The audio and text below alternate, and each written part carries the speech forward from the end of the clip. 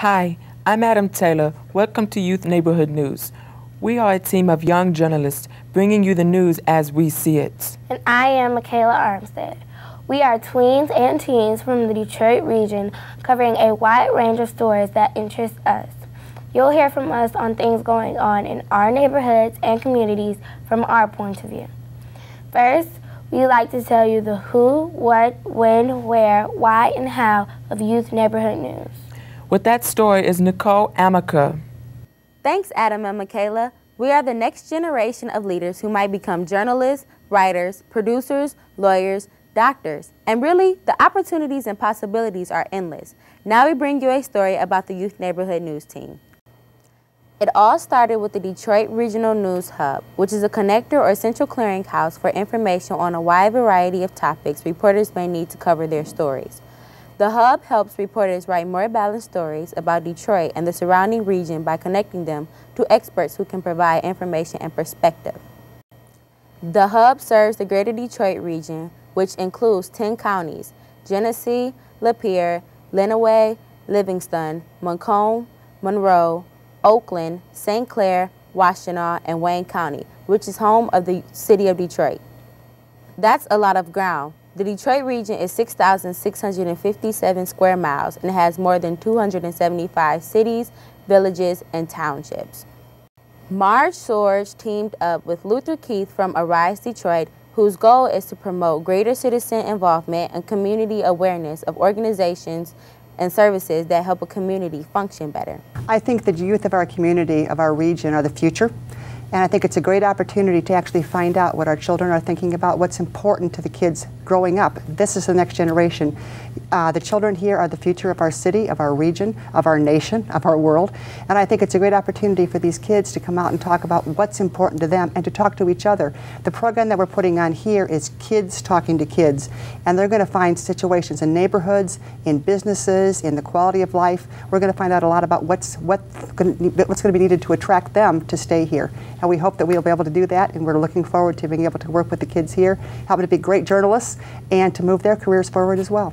The media and communication is the most powerful force on the planet today, and that therefore, one of the things that I have encountered even more than when I was working at the paper was working with Arise Detroit, working in neighborhoods and seeing so many people doing so many things all over Detroit in neighborhoods. People who don't call press conference or run organizations but are very active and involved. And so for me, the opportunity to work with young people to tell those stories that are all over Detroit, give young people the opportunity to learn journalism and bring to the community a really important message, to me seems like a very powerful, compelling reason to be involved with something like this. And we think this thing is this collaboration with Youthville, with Detroit Regional Hub, Arise Detroit, and other supporters is just a tremendous plus for the community. That's why we're very excited to be part of it. The two then met with Jack Kresnick from Michigan's Children. Michigan's Children is an advocacy group for children and families.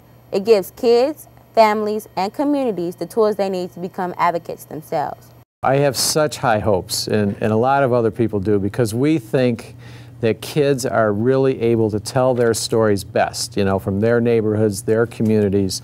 We're going to help them learn how to tell those stories, and I think that this is going to be so exciting for the city to be able to see our young people doing such a great job in telling the truth about what's happening in Detroit. So that's what I'm hoping for.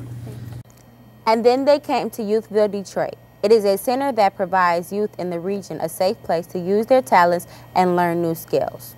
First of all, Youthville is, most people think of it as a building, but we think of it as a conceptual program.